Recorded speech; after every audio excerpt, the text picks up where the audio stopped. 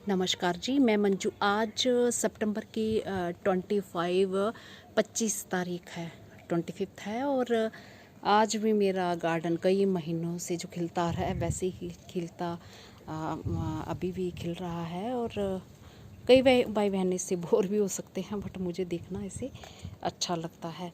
तो चलिए गार्डन की बात छोड़ते हैं। तो आज मैं आपको कुछ टिप्स दूंगी उसके कि जैसे प्लांट्स को रिपोर्ट करने के। तो मैं एक प्लांट रिपोर्ट करूँगी, बड़ा जो क्रोटोन है, तो वो मुझे करना ही था। उसमें पानी बैठ रहा था, छोटा पोट था। तो जब मैंने कई तरीक़ों से रिपोर्ट करना आपको सिखाया है, जैसे कि पेरिनियल प्लांट्स जो हमारे होते हैं, तो उनको हम अगर बड़े पोट में रिपोर्ट करें तो वो हमारे लिए जो फ़ायदे का सौदा रहता है, तो उसमें हमें कम मेहनत पड़ती है। तो वो फ़ायदे का इसलिए रहता है क्योंकि पेरिनियल वाले तो हमेशा वो धीरे धीरे बड़े ही होते जाते हैं, रूट्स बढ़ती जाती हैं। और एक टाइम में जब ऐसा आता है, अगर छोटा पोट हो तो फिर रूट्स से जो हमारा पोट सीमेंट पोट हो या मिट्टी का हो तो वो क्रैक हो जाता है।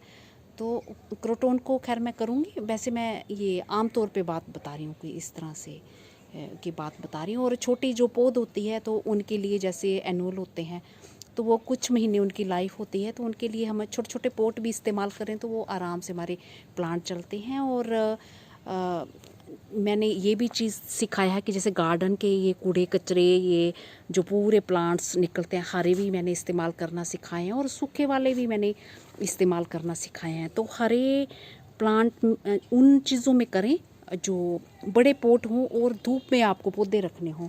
जैसे कि ये मैंने कुछ टाइम पहले जो ये बोगनविलिया मैंने ट्रांसप्लांट किया था, तो वो इतना बड़ा ये प्लांट था और पूरा ये कट किया था। तो आपने देखा ही होगा, मैंने अखबारों के टुकड़े और वो सब इसमें घास फूस और गीला जो पत्ते वो सब इसमें डाले थे। तो उससे क्या होता है कि जब गीला कूड़ा कचरा डालते हैं, अगर छायादार जगह आती होती है तो फंगस लगने की उसमें बहुत ज़्यादा चांसेस होते हैं और उससे हमारा प्लांट मर भी सकता है। पर धूप जो होती है ये नेचुरल तौर पे जो ये फंजीसाइड का काम करती है, फंगस से ये प्लांट को बचाती है, फंगस को दूर रखती है। तो जब कूड़ा कचरा सड़ता है तो नीचे तो फंगस लगती ही है, पर वहीं लग के कूड़ा कचरा डिकम्पोज होके और ऊपर फंगस नहीं आती है। बट जब हमें कुछ पौधे ऐसे होते हैं उन्हें ज़्यादा धूप की ज़रूरत नहीं होती है और छाया वाली जगह में उन्हें रखना होता है, तो उनमें फिर आप क्या करें कि फंजीसाइड के तौर पे, कई भाई बहन पूछते हैं कि फंजीसाइड के तौर पे आप क्या करते हैं, तो वो मिला सकते हैं, आप फिटकरी मिला सकते हैं। तो उस पे मेरा स्पेशली मैंने वीडियो भी बना रखा हुआ है, फिटकरी मिक्स करके वो कर सकते हैं। और थोड़ी सी जो राख होती है, लकड़ी की राख, तो लकड़ी की राख फंगस से भी बचाती है और उसमें कैल्शियम और पोटाशियम तो भरपूर होता ही है। तो कैल्शियम जानते ही हैं आप, पौधों के लिए चाहे थोड़ी सी खुराक हो, कैल्शियम की थोड़ी खुराक की ज़रूरत होती है, पर वो पौधों के लिए ज़रूरी होती है। उससे पौधा जो है हमारा मजबूती से खड़ा रहता है।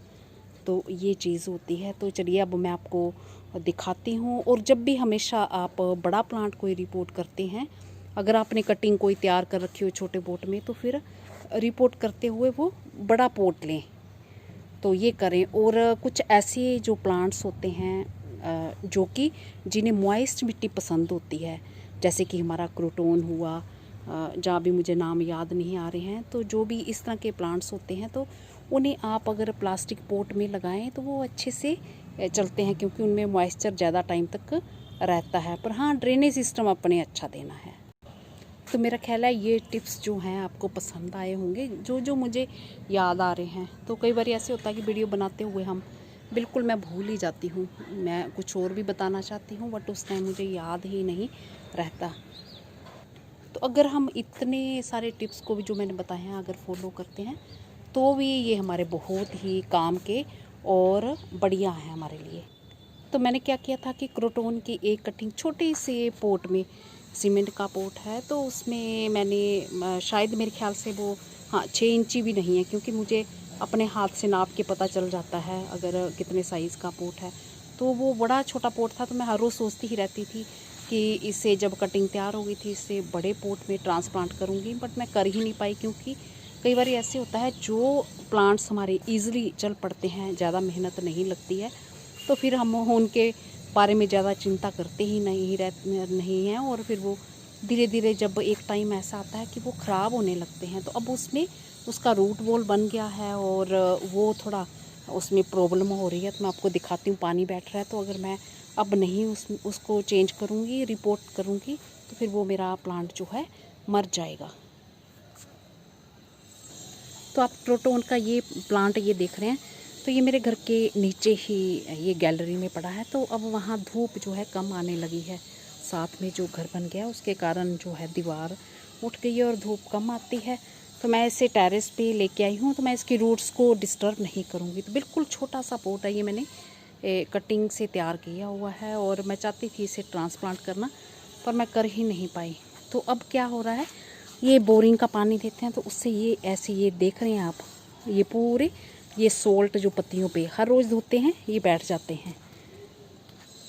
तो ये मिट्टी नहीं है, इनको रगड़ रगड़ के साफ़ करना पड़ेगा तब जाते हैं, क्योंकि बोरिंग वाला पानी भी चलाना ज़रूरी होता है, नहीं तो फिर वो बोरिंग जो हमारी बंद ही हो जाएगी। तो इस तरह से प्लांट है। तो ये छोटा सा पॉट है, पॉट का साइज़ देखिए 6 इंची से भी कम है, तो मुझे अपने हाथ से पता चल जाता है ये ऐसे। तो थोड़ा सा और ऐसे होता तो वो 6 इंची का होना था, तो इसी तरह से ये वो ऐसे बाहर आ रहा है। तो छोटा सा पॉट है, तो मैं इसे ट्रांसप्लांट करने वाली थी, फिर मुझे लगा कि मुझे शेयर करना चाहिए ये आपसे। तो जब इतने से छोटे पॉट में हम कुछ लगाते हैं तो उसमें गीला कचरा जहाँ छाया वाली जगह में रखने तो डालने की ज़रूरत नहीं है, उसमें प्लांट में फंगस भी आ सकती है। तो ऐसे में ड्रेनेज होल के लिए मैं जो नारियल के छिलकों का इस्तेमाल करती हूँ। तो ये मैं दिखाती हूँ आपको, ये मैंने निकाला था, ऐसे ही निकला है। तो ये देखिए पानी इसमें पूरा, ये देखिए अभी भी पानी, ये अभी तो निकल गया, पूरा पानी इधर जमा था। तो ये अगर मैं नहीं करती तो पानी कीचड़ जैसी मिट्टी हो रही थी, मिट्टी में स्मेल भी आने लगी। और ये देखिए रूट बॉल ये बन गया, और ये देखिए पानी नीचे अभी भी ठहरा हुआ क्योंकि रूट्स वहाँ जमा हो गई हैं। ये दिखाती हूँ, ये पीछे निकल आई हैं इस तरह से, ये निकल आई हैं, रूट्स निकल आई हैं ये सब।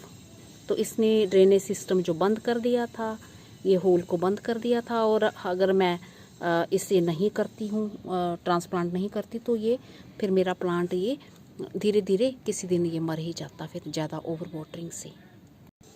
तो ये देख रहे हैं ज़रा सी मिट्टी का ये ऐसे रूट बॉल बना हुआ है। तो मैं किस में अभी ट्रांसप्लांट करूँगी, तो थोड़ा बड़ा पॉट लूँगी उससे। मैंने ये गली मोहल्ले में जो बेचने आते हैं तो ये 50 रुपये की इस तरह की बकेट ले ली है।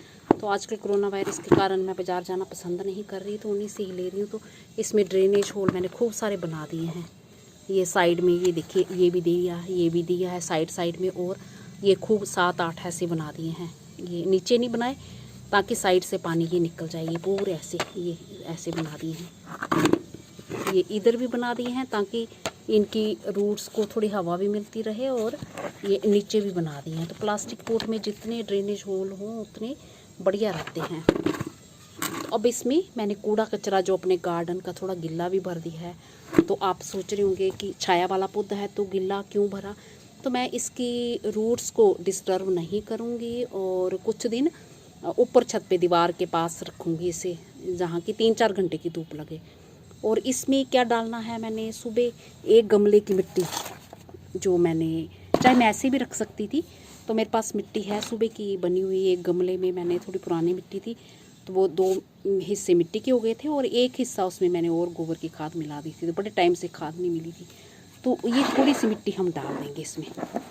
वैसे तो मैं जैसे वो क्रोटॉन देखा था ना, अपने क्रोटॉन को किया था, वैसे भी कर सकती थी, बट अब जब मेरे पास है मिट्टी, तो ये मिट्टी, और इस मिट्टी में मैंने थोड़ी सी जो है वो उसकी लकड़ी की राख मिला दी, क्योंकि मैंने गमले में भरी थी, तो इसमें मैंने मिला दी हुई है। और अब हम इसमें क्या डालेंगे, तो अब हम इसमें ये फिटकरी के टुकड़े थोड़े से डाल देंगे। तो ये जो फंगस को है आने नहीं देते हैं, फंगस को काफ़ी कुछ कंट्रोल करते हैं। और अब हम इसको प्लांट को, ये तो बड़ा ही हल्का, ये देखो ऐसे ही एक हाथ से मैं उठा ले रही हूँ, तो ऐसे रखना है। अब इसमें मिट्टी ਜਾਂ खाद ਜਾਂ पत्तियां आ सकती हैं। और ये खूब सारी जगह है। तो मेरे जो बड़े भी प्लांट लगे हैं क्रोटोन के, वो 10 या 12 साइज़ का गमला है। तो कई सारा पुराने जो गमले हैं वो क्रैक हो गए हैं, तो इसलिए मैं प्लास्टिक बकेट में डाल रही हूँ ताकि लंबे टाइम तक ये ठीक ठाक रहें। तो इसमें थोड़े से मैं कोई पत्ते वगैरह वो भी भर दूंगी साइड में, और कुछ मिट्टी और खाद डालूंगी, गोबर की खाद डाल दूंगी। तो मैंने इसे सेंटर में ऐसे रख दिया और एक हाथ से पकड़ा है, और एक हाथ से जैसे ये एक आम का ये निकाला है इस तरह से, ये जैसे मैंने वो बताया था आपको, उसी तरह से ये पत्तियाँ, ये पूरी सूखी गिल्ली पत्तियाँ ये इसमें भर दूँगी साइड में ऐसे, ताकि ये टिक जाए अच्छे से। तो ये मैं भरती हूँ, नहीं तो फिर वीडियो बड़ा हो जाएगा, फिर बताती हूँ। तो ये चारों तरफ इसके मैंने हरे पत्ते और गार्डन के जो निकले सारे, जैसे क्रोटोन में डाले थे ना, सॉरी उसमें डाले थे बोगनविलिया में, वो भर दिए हैं। और ये मतलब अब सीधा ये मेरा आ गया, मुझे सपोर्ट देने की ज़रूरत नहीं है। तो अब मैं इसमें गोबर की खाद, थोड़ी बड़ी अच्छी तैयार जो खाद है मुझे मिल गई थी, तो मैं वो डाल देती हूँ। तो चारों तरफ मैं वो डाल दूँगी, बहाने से वो इसमें खाद भी मिल जाएगी। फिर थोड़ी सी मिट्टी डालूँगी, बस इतनी सी खाद डालूँगी, क्योंकि ऐसे पौधे होते हैं अच्छे से अपने आप चलते हैं, तो फिर मुझे कुछ डालने की बड़े लंबे टाइम तक ज़रूरत ही नहीं होती। तो ये मैंने डाल दी है खाद, आपके सामने जितनी डाली चारों तरफ फैला दी। और ये कुछ मिट्टी जो, तो ये मिट्टी अब डाल देते हैं। फिर ये मेरे पौधे का काम हो गया। तो मैं इसको सोच रही हूँ कि नीचे ही ले जाऊँ, क्योंकि अभी छाया वाली जगह से आया तो एकदम जो धूप लगना भी ठीक नहीं है, चाहे हमने रूट्स नहीं हिलाई हैं। तो नीचे जिस जगह में जो धूप आती है अभी छाया में रखूँगी, फिर इसको वहाँ पे रख दूँगी, ताकि सुबह की थोड़ी धूप भी मिलती रहे इसे। तो बस ये इसका काम हो गया। बड़े सालों तक जो मुझे कोई मेहनत नहीं करनी पड़ेगी। और इसे क्रोटोन वगैरह को जो पत्ते वगैरह ये होते हैं, तो इन्हें नाइट्रोजन वाली खाद जो आप डाल दो, गोबर की खाद, वो बढ़िया रहती है। तो पानी दे देना है, अब थोड़ा सा पानी तो देना ही पड़ेगा, क्योंकि भले ही मिट्टी वो गिल्ली है, बस ऐसे। तो ये मेरा लग गया। सॉरी, ना चाहते हुए भी वीडियो लंबा हो गया है। तो आपको जो ज़रूरी लगे वो चीज़ आप देख सकते हैं, और बाकी जो ज़रूरी ना लगे तो फिर वो आप छोड़ दें।